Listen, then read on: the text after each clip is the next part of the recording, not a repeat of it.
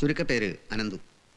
ബിരുദാനന്തര ബിരുദത്തിൻ്റെ സർക്കാർ വാറോലയും മാറത്തടക്കി പിടിച്ച് സമുദായം, സംവരണം, സോഷ്യലിസം, സെക്യുലറിസം എന്നൊക്കെയുള്ള ഒരുപാട് ഭീഷണികൾ കേട്ട് കാത് കരിഞ്ഞുപോയ ഒരു ചെറുപ്പക്കാരൻ. ജാതകത്തിൽ ഇയാൾക്ക് ശുക്രനും ബുധനും വ്യാഴവും കേതുവും ഒക്കെ ഉച്ചത്ത് തന്നെ. പറഞ്ഞിട്ടെന്ത് കാര്യം? ഒരുപാട് ഊരാക്കുടുക്കുകളുടെ രാശിക്കളത്തിൽ എക്സ്ട്രാ ഹൈടെൻഷൻ കമ്പിയിൽ കുടുങ്ങിയ കാക്കയെപ്പോലെ കുരുങ്ങിക്കിടന്ന് ചിറകടിച്ച് പിടയുകയാണ് ഈ സാധു. ഇയാൾ തൊട്ടതെല്ലാം പൊന്നല്ല, ബൂമറേങ്ങാണ്. എയ്ത് വിട്ടവൻ്റെ നെഞ്ചിൽ തന്നെ വന്നു തറയ്ക്കുന്ന ബൂമറേങ്. വെറുതെ പറയുന്നതല്ല. ഒരു ഉദാഹരണത്തിന് ദേ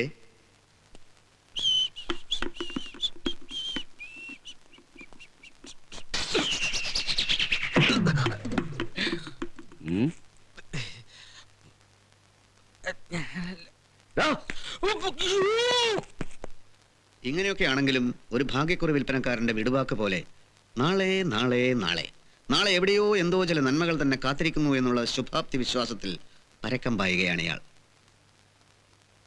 കുലത്തൊഴിൽ എന്നൊക്കെ പറഞ്ഞാൽ ഇക്കാലത്ത് പുച്ഛാണ് എല്ലാവർക്കും. പ്രത്യേകിച്ച് രണ്ടക്ഷരം പഠിച്ചു കഴിഞ്ഞാൽ തീരെ പറയുകയും വേണ്ട. വിയർക്കാതെ ഉടുപ്പിൽ അഴുക്ക് പറ്റാതെ ഞെളിഞ്ഞിരുന്ന് ഉദ്യോഗം ഭരിക്കാൻ എല്ലാവർക്കും താല്പര്യം. ഇക്കാലത്ത് അതൊക്കെ നടക്കുമോ? ഈ ശങ്കരൻകുട്ടിക്ക് ഇതൊക്കെ പറഞ്ഞാൽ മനസ്സിലാവണ്ടേ? വീട്ടിൽ നിന്ന് ഇറങ്ങിയിട്ട് 2 ദിവസമായേ. എന്താ കാരണം? അച്ഛനപ്പൂപ്പന്മാരായി ചെയ്തുകൊണ്ടിരിക്കുന്ന മാന്യമായൊരു കുലത്തൊഴിലേ അത് ചെയ്യാനുള്ള കുറച്ചിൽ. വീട്ടിൽ നിന്നുള്ള നിർബന്ധം സഹിക്കവയ്യാഞ്ഞ് ഒളിച്ചോടി പോന്നിരിക്കുകയായി ബിരുദൻ. 2 ദിവസം സുഖമായി പട്ടിണി കിടന്നു. കാര്യങ്ങൾ വിചാരിച്ചത്ര എളുപ്പമല്ലോ. ആനയെ മെരുക്കണം.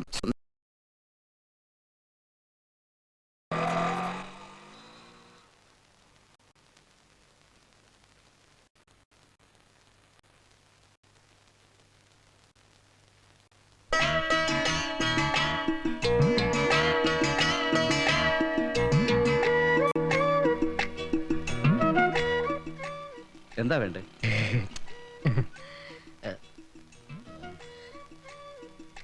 പഴത്തിന് എന്താ വില? 80 പൈസ. സോറി.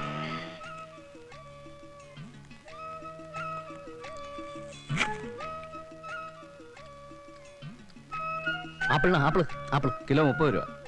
30 രൂപ ലാഭം. ഓറഞ്ചിനാ 32.50. എത്ര വേണം?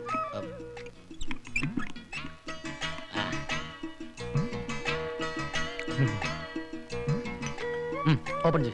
ഓപ്പൺ.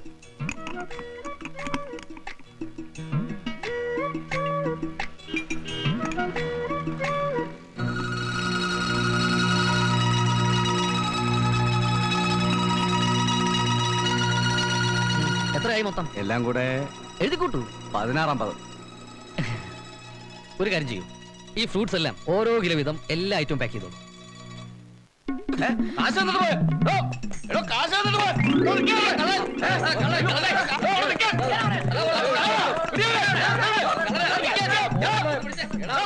വണ്ടി എടുക്ക.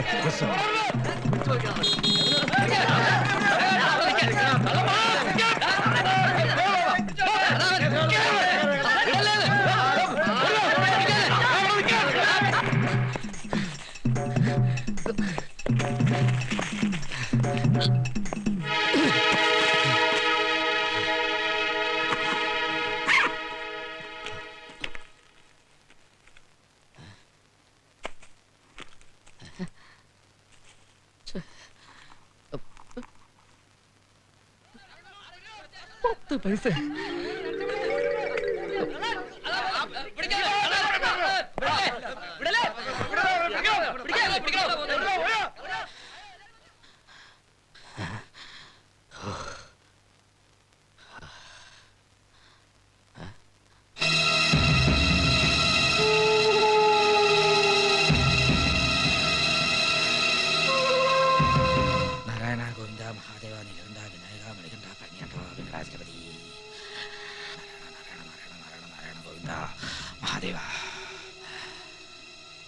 വിഘ്നേശ്വര, തടസ്സങ്ങളൊന്നും ഉണ്ടാക്കരുതേ സ്വാമി.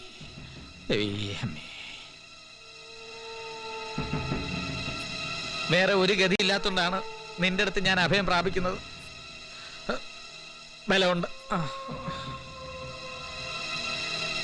വേണ്ട, വലതുകാലം വെച്ച് എന്നെ കയറാം. മരണശേഷം സ്വർഗത്തിൽ പോകാനുള്ളതല്ലേ.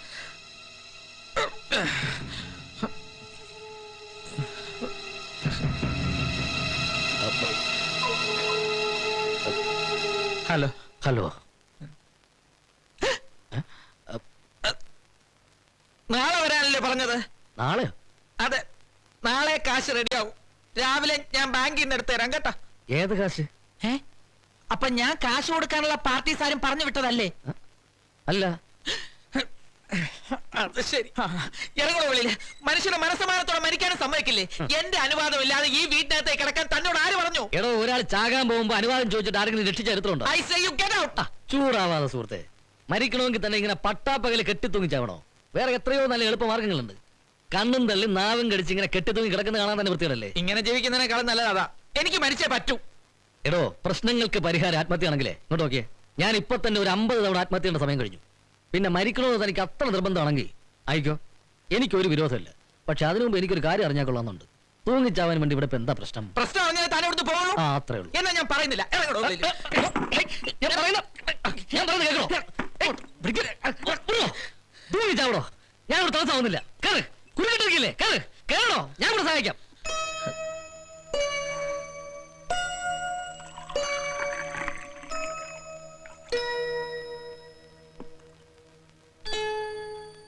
കുടിക്ക്.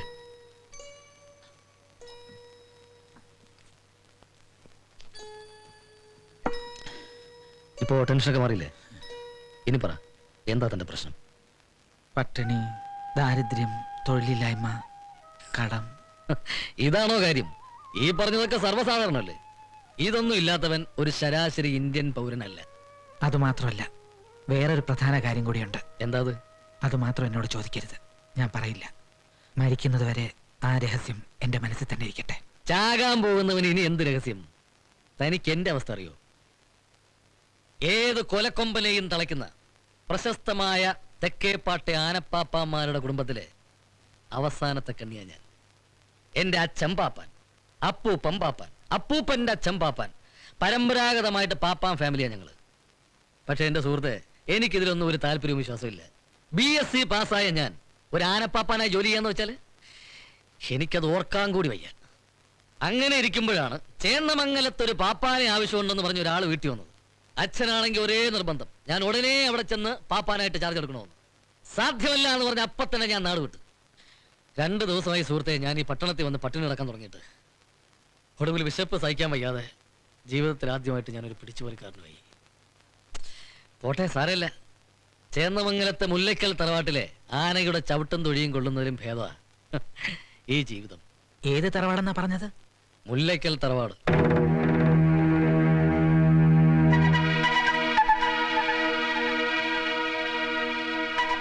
ശങ്കരൻകുട്ടി, ശങ്കരൻകുട്ടി, നീ പിന്നെയും തൂങ്ങിച്ചാൻ തീരുമാനിച്ച? ഇല്ല. പിന്നെ ഈ പരിചയമില്ലാത്ത ആൾക്കാര് ആനയുടെ അടുത്ത് നിന്ന ആന ഉപദ്രവിക്കോ? കെട്ടിപ്പിടിച്ച് ഉമ്മ തരും. ഇത് വഹിക്കാനാണ് ഈ പാദരാത്രിക്ക് എന്നെ വിളിച്ചു നടത്തിയത്. അല്ല, ഈ പാപ്പാമാരുടെ പണി റിസ്ക് ഉള്ള സംഭവമാണോ എന്ന് അറിയാൻ വേണ്ടി ചോദിച്ചതാ. ഏയ്, ഒരു റിസ്കും ഇല്ല. ചിലപ്പോ ഈ ആന പാപ്പാന്റെ തല ചവിട്ടി പൊട്ടിക്കും. വേറെ ചിലപ്പോ ആന കൊമ്പ് കൊണ്ട് കുത്തിക്കൊല്ലും. ഇനി അതുമല്ലെങ്കിൽ തുമ്പിക്കേക്ക് പിടിച്ച് നിലത്തടിച്ച് കൊല്ലും. അതൊക്കെ പാപ്പാന്റെ ഭാഗ്യം പോലെ ഇരിക്കും. എന്തേ? വെറുതെ പറഞ്ഞു പേടിപ്പിക്കാതെ. ഓ, ആന സ്നേഹമുള്ള ജീവിയാ. പിന്നെ അതിനെ വേദനിപ്പിച്ച ആ കാര്യം വെറുതെ വിടില്ല. കുഞ്ഞുനാളോട്ടെ ആനകളോടും പാപ്പാമാരോടും എനിക്കൊരു പ്രത്യേക സ്നേഹ. അമ്പലങ്ങളിലൊക്കെ ആനപ്പുറത്ത് എഴുന്നള്ളിപ്പ് ഞാൻ കണ്ണെടുക്കാതെ നോക്കി നിൽക്കുമായിരുന്നു. എന്നാലും ഇത്രയും വലിയൊരു ജീവിയെ ഈ പാപ്പാമാരെങ്ങനെ മെരുക്കിയെടുക്കുന്നു എന്നാണ് എനിക്ക് മനസ്സിലാകാത്തത്. അതൊക്കെ മെരുങ്ങും, ചില ടെക്നിക്ക് ഉണ്ട്. വിശദമായിട്ട് ഞാൻ പിന്നെ പറഞ്ഞുതരാം. ഇപ്പൊ കിടന്ന് ഉറങ്ങ്. അർദ്ധരാത്രി ഇനി ആന മെരുക്കുന്ന കഥ പറയട്ടെ. ശങ്കരൻകുട്ടി, ശങ്കരൻകുട്ടി, എന്ത്? ആനയ്ക്ക് എത്ര മർമ്മമുണ്ട്? ആനയുടെ നീ ഇവിടെ കിടന്ന് ഉറങ്ങ, ഞാൻ അപ്പുറത്ത് പോയി കിടന്നോളാം. മനുഷ്യനെ ഉറങ്ങാൻ സമ്മതിക്കില്ല രാത്രി. അപ്പൊ മർമ്മം ഇല്ലെന്നാണോ? ചില ആനയ്ക്കില്ല.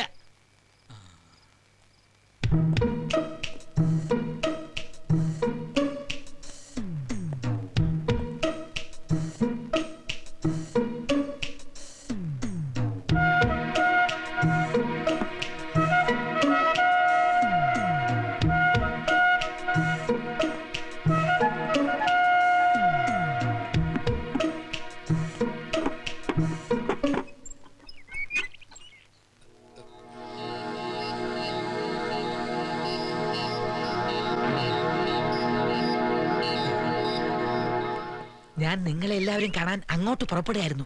എല്ലാവർക്കും തരാനുള്ള കാശ് റെഡി ആയിട്ടുണ്ട് കേട്ടോ. വന്നേ, പറയട്ടെ. വന്നേ. പാവം ഉറങ്ങിക്കോട്ടെ. വെളുപ്പിന് 3 മണിക്കുള്ള കുവൈറ്റ് ഫ്ലൈറ്റിലാവും വന്നത്. ആര്? ഒരു ലോഹിതാക്ഷന്റെ കാര്യം ഞാൻ എപ്പോഴും നിങ്ങളോട് പറയാറില്ലേ? ഇല്ല. എന്നാ പറയാൻ വിട്ടുപോയതായിരിക്കും. എന്റെ ബാല്യകാല സുഹൃത്താ, കുവൈറ്റിലെ ഒരു വലിയ എണ്ണ കമ്പനിയിലെ മാനേജറാ. എന്റെ സാമ്പത്തിക പ്രശ്നങ്ങളെല്ലാം അറിഞ്ഞിട്ട് അത് സോൾവ് ചെയ്യാനായിട്ടാവും വന്നിരിക്കുന്നത്. ഈ വക നമ്പറുകളൊന്നും ഞങ്ങളുടെ വേണ്ട. പോയി കാശെടുത്തോളൂ. ഞാൻ പറയുന്നൊന്നും വിശ്വാസമായിട്ടില്ലല്ലേ ഈശ്വര, ഞാൻ ആരെ കൊണ്ടാ സത്യം ചെയ്യുക? ശരി, എങ്കിൽ നിന്റെ കൂട്ടുകാരനെ വിളിച്ചോണത്. മനസാക്ഷി ഉണ്ടോ ചേട്ടാ? യാത്രാ ക്ഷീണത്തോടെ വെളുപ്പിന് വന്ന് കിടന്നത് അവനെ ഞാൻ വിളിച്ചോളത്തണം അല്ലേ? അതിനെന്നെ കിട്ടൂല. എന്റെ പൊന്നു ചേട്ടാ, കുവൈറ്റിൽ നിന്ന് ഡിമാൻഡ് ഡ്രാഫ്റ്റുമായിട്ട് അവൻ വന്നിരിക്കുന്നത്. എങ്കിലാ ഡ്രാഫ്റ്റിംഗ് എടുക്ക്. വിട്ടിത്തം പറയാതെ ചേട്ടാ, ഡ്രാഫ്റ്റ് എന്റെ പേരില്ല. അത് നിങ്ങൾ എങ്ങനെ മാറിയെടുക്കുന്നത്? ഇന്ന് ഞായറാഴ്ച പോയി, ഇല്ലെങ്കിൽ നമുക്ക് എല്ലാവർക്കും കൂടെ ബാങ്കിലോട്ട് പോയായിരുന്നു. ഏതായാലും ഇത്രയും ക്ഷമിച്ചില്ലേ, ഒരു 24 മണിക്കൂർ കൂടി എനിക്ക് വേണ്ടി ഒന്ന് ക്ഷമിക്കുക. അപ്പോ നാളെ രാവിലെ കൃത്യം 10 മണിക്ക് എല്ലാവരും ഇവിടെ വേണ്ട ബാങ്കിലോട്ട് വന്നാ മതി. അയ്യോബി, നമുക്ക് ഒരുമിച്ച് DD മാറാം. കുടിക്കാൻ ചായയോ കാപ്പിയോ? ഇപ്പോഴാ ഓർത്തത്, ബെൻസൺ ആൻഡ് ഹെഡ്ജസ് പാക്കറ്റ് കണക്കിനാവും കൊണ്ടുവന്നിരിക്കുന്നത്. വച്ചോ വച്ചോ ചേട്ടൻ, പുള്ളിക്കാരൻ്റെ വാങ്ങിച്ചിട്ടാ മതിയേ. എടോ ഷാജി, നീ വന്നേ. ഒരു ദിവസത്തെ പ്രശ്നമല്ലേ ഉള്ളൂ, വെയിറ്റ് ചെയ്താലും. നാളെ ബാങ്കിൽ വെച്ച് ഇടപാട് തീർത്തില്ലെങ്കിൽ അങ്ങനെ ഒരു സംഭവമേ ഉണ്ടാവില്ല. അല്ല, നാളത്തോടെ നിങ്ങളുടെ എല്ലാവരുടെയും ഇടപാട് തീരും. വാ. ഇത് താൻ തന്നെ വലിച്ചോ.